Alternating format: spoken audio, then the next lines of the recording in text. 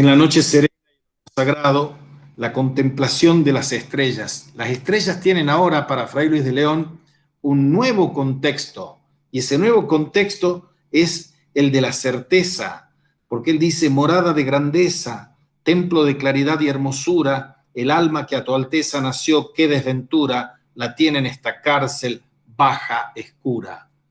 Antes, el gozo y el paraíso era la relación de la mujer y el varón. Ahora, el gozo y el paraíso es la contemplación de las estrellas, de la noche serena, estrellada. Aquí está aludiéndose a que el alma baja y oscura. Hay un mito platónico que está replicado hasta llegar a Ser y Tiempo y la decaída de las almas. O hay otro que es el dogma del pecado original para los cristianos. San Juan de la Cruz señala con mucha pertinencia Picasa, no apela a las almas caídas, ni las almas que están en lo oscuro, como dice Fray de León, y tampoco apela al pecado original, aunque lo conoce como cristiano, pero no le hace falta, mejor dicho, le hace falta que no aparezca en su poema, porque aquí está recreando el Cantar de los Cantares como poema amoroso y erótico, Juan de la Cruz. Para el cantar, la noche era el tiempo de espera del amado y la búsqueda del amor interhumano, más que ponerse a mirar las estrellas. Y el varón hallaba el cielo en la mujer, en el Cantar de los Cantares, lo vimos. Y la vida en el mundo es una especie de sueño en el doble sentido de olvido platónico de la verdad y fingimiento cartesiano. No podemos descubrir la realidad. Todo nos engaña, según Descartes.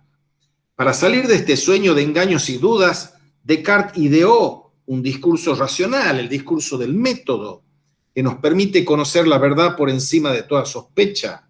El pienso, luego existo. Con la tradición platónica, estamos hablando del siglo XVI, o sea que estamos antes de Descartes, con la tradición platónica, Fray Luis de León propone una visión contemplativa, la firmeza, la certeza de la verdad, la garantía del sentido de la vida se devela en los astros, en medio de la noche. La salvación del hombre no está en el conocimiento de su razón, como en Descartes, ni en el encuentro con el amado, como en el Cantar de los Cantares. Ni siquiera está en el conocimiento histórico de Cristo. La verdad y la salvación la expresa en plenitud, para Fray Luis de León, la esfera celestial, que es signo supremo de Dios y manifestación de la armonía final para los hombres. Mirados de esa forma, los astros son divinos. Después de Copérnico y Newton, no podemos hablar así de las esferas celestiales, ni se puede interpretar la bóveda estrellada de la noche como un signo inmediato de Dios. Y a nosotros, contemporáneos, nos cuesta asumir, dice Picasa, este platonismo de Fray Luis de León. Y seguimos valorando la imagen del Cantar de los Cantares.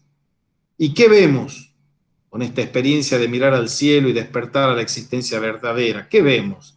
Aquí vive el contento, aquí reina la paz, asentado en rico y alto asiento, está el amor sagrado, de glorias y deleites rodeado. Y de esto vamos a volver al tema de la madre, que hemos visto en el tema del manzano.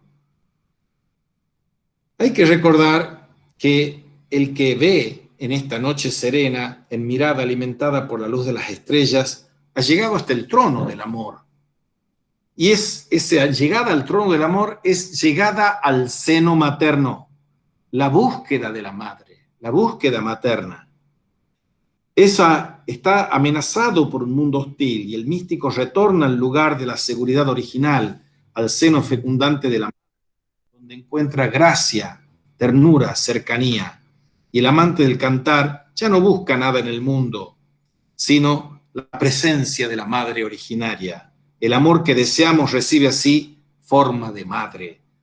Y aquí nos introducen un tema sumamente caro a él, el de la música de Dios como dulcísima armonía, que viene del pitagorismo.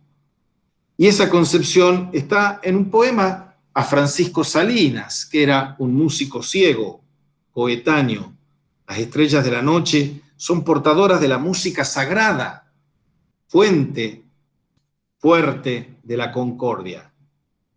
Y conseguimos escuchar la música de Dios y así introducirnos de verdad en su misterio. Los pueblos más diversos utilizan la música para elevarse a lo divino. En este mundo entregado a la disputa y al desorden, la música introduce la armonía fundante.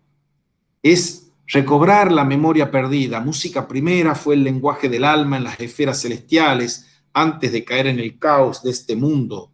Música es ahora el lenguaje principal del reconocimiento y como se conoce, en suerte y pensamiento se mejora. Propone así Fray Luis de León una precisa pedagogía musical. La caída del alma significa una especie de ruptura, desarmonía y desequilibrio musical que atraviesa todo el cosmos. Pues bien, la música recrea ese equilibrio y lleva el alma hacia el lugar de su verdad. Abajo queda Salinas como pequeño maestro que evoca con su música la música del cielo. Dios no ha escrito el libro de este mundo en un lenguaje matemático o geométrico, como piensan los científicos. El mundo es la melodía de la música de un Dios cuyo fiat creador está compuesto de sones sagrados. El mismo ser o realidad es música, y la esencia del alma es de tipo musical. Y todo está atravesado por esta armonía suprema de la vida, que es el cielo. Y para terminar, lleguemos a esta conclusión de la paradoja que encarna Fray Luis de León. Amor del mundo, aquí no es encuentro de varón y de mujer. La música del buen pastor, que es armonía original, atraviesa las esferas y llega hasta la cárcel del cuerpo, donde el alma vive aprisionada. ¿En qué consiste la paradoja de Fray Luis de León? Paradójico es Fray Luis, como quizá lo es todo el renacimiento europeo del siglo XVI. Por un lado, quiere volver a la pureza de la primitiva fe cristiana, releyendo con atención las escrituras, y así lo ha hecho Fray Luis, asumiendo y desplegando el paradigma del cantar amor varón-mujer como expresión de la presencia de Dios en la tierra, pero al mismo tiempo y queriendo superar los esquemas, quizá estrechos, de una escolástica de tipo aristotélico, tiende a canonizar como cristiano un pensamiento y una mística de origen platónico, pagano. Así aparece claramente en su poesía. Dentro de esa paradoja, Fray Luis, tiene que ser resaltado esto también, tiene dos momentos. Por un lado, el valor del esquema esponsal del Cantar de los Cantares, que entiende la vida de los hombres empleando una parábola del encuentro amoroso de los dos enamorados, que es el modelo místico de Occidente. Fray Luis de León ha utilizado con toda claridad otro modelo interpretativo para exponer la visión del cristianismo. El esquema de la intervención escatológica o histórica de Dios. Corre, amado mío, dice el Cantar 8:14. Con más fuerza no se puede decir que esto, como lo ha dicho él. De esta forma, el canto nupcial acaba siendo una voz de guerra. Esta es la paradoja. Allí donde el amor es pleno, allí donde la esposa quiere a su amado hasta el final, le pide que resuelva por la fuerza los problemas e injusticias de este mundo. Y hemos vuelto al centro de la más intensa profecía escatológica del Antiguo Testamento. Situados ante el amor de Dios, que se desvela como esposo de los hombres, los justos oprimidos, o aquellos que se creen oprimidos, gritan y piden a ese Dios que se revele al fin como Señor triunfante, pasando a sangre y fuego el mundo antiguo. Estas son palabras de llamadas a la violencia de Dios, que con su fuerza superior tiene que vencer y destruir la violencia de los hombres. Fray Luis de León no ha visto oposición entre el camino del amor esponsal y el poder de la violencia vengadora. El problema está en saber si esos motivos son ya compatibles a la luz del Evangelio. Y aquí está poniendo una luz de sospecha sobre eso, Picasa. Es significativo el hecho, dice, que Fray Luis de León no acude en este plano al tema central del Nuevo Testamento, al misterio de la muerte y Pascua de Jesús como revelación del amor íntimo y triunfante de Dios sobre la tierra. Quizá pudiéramos decir que Fray Luis de León es más judío que cristiano. Su forma de vincular el cantar con el deseo de justicia escatológica de Dios ignora el tema de la cruz de Jesús y reproduce acentos y motivos que son propios de la profecía israelita. Esto lo ha analizado un judío que en un libro que se llama Ley y Apocalipsis, el pensamiento moral de Fray Luis de León, del año 1972 en inglés. Aquí se trata de la intervención de Dios en la historia. Los poemas cristianos invierten o completan la perspectiva de esta fuerza externa con la guerra. Y está pidiéndole Fray Luis en su poema que Dios arranque y destruya lo malo y lo tirano, diciendo que anticipe el juicio escatológico de un modo que parece abiertamente opuesto al evangélico. De esa forma, esta mística de soledad y ascenso contemplativo que debía tender hacia una especie de acosmismo, indiferencia por todo lo que pasa en el mundo, se vincula al deseo de una violencia divina. Es como si hubiera en el fondo dos dioses, el de la contemplación pacífica de los justos y el de la guerra destructora para los malvados. Quizá debamos recordar, dice Picasa con perspicacia, que una mezcla parecida de mística y violencia se halla al fondo de textos paganos antiguos, como la Politeia, la República de Platón. Y él ha estudiado ese caso particular. Y aparece aquí a Santiago, presentando la figura de Santiago como señal de protección de Dios para los fieles. Santiago es el patrono de España. Santiago y a ellos es para combatir a los moros. Y hace un poema a Santiago, presentando su figura como señal de protección de Dios para los fieles, que son los españoles. Santiago aparece como el verdadero Dios Marte, Dios de la guerra, que impone con la espada el derecho del cielo, interpretado en ese caso como fuerza, junto al Dios de la música celeste, que atrae y pacifica con la voz de su armonía a los creyentes sabios, viene a desvelarse el Dios de la espada. Es este un Dios del Antiguo Testamento que combate en guerra santa contra el enemigo de su pueblo. El Dios de Santiago se presenta como un guerrero celestial. Con eso se opone al Evangelio. Jesús había derramado su propia sangre, dejándose matar para ofrecer así la vida de Dios a los perversos. Derrama la sangre de los enemigos, que son los moros, para imponer de esa manera un tipo de justicia vengadora sobre la tierra. Fray Luis de León está muy cerca aquí del Antiguo Testamento y de algún tipo de mística platónica. Fray Luis de León está buscando una madre, por eso escribe un poema a la Virgen, a Nuestra Señora. Descubre en ella lo que podemos llamar la condición materna y femenina de Dios, la búsqueda de la madre, un retorno al paraíso de la eterna armonía y de las voces, la música, que acunan la existencia. Pues bien, todo este poema claramente autobiográfico presenta a nuestro autor como un niño que pide la ayuda de la madre. Bien sabes que en ti espero desde mi tierna edad, y pues madre eres, baste para contigo el ver mi desamparo. Este deseo místico se expresa como una ternura infantil, el retorno a la madre. Entonces, la violencia guerrera se transforma y aparece como intervención de paz. La presencia de Dios en el mundo se expresa en clave de cariño de mujer, de amor de madre. Pero dejemos así el tema. Baste lo ya dicho para descubrir de alguna forma lo que llamamos la paradoja de Fray Luis de León, dice Picasa, que es paradoja de gran parte del cristianismo de su tiempo. Acepta por un lado la parábola del Cantar de los Cantares, viendo el amor nupcial como símbolo de Dios sobre la tierra, pero al mismo tiempo insiste en la exigencia de una mística entendida como ascenso contemplativo hacia el amor supracósmico de Dios. Más aún, ese mismo Dios del amor y de la música se puede presentar y se presenta como Señor fuerte que viene actuando si hace falta con violencia y transformando las mismas condiciones de la historia. Bien, con eso terminamos el segundo capítulo.